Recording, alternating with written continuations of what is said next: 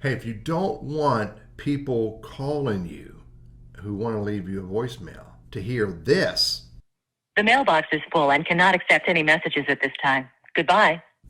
then what I suggest you do is two things. Number one, look at your voicemail.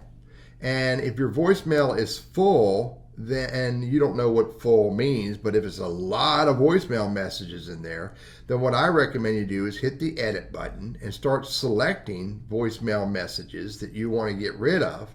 And once you select them all, then just get down here and select them, whatever ones you want to get rid of.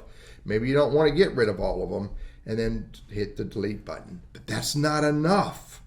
That's not enough. It feels good because it looks like the list isn't as big, but you have to do this next step. Click on deleted messages and then look and see what this looks like. And if you've never been here, it's probably really full, but you've got to hit clear all and clear all.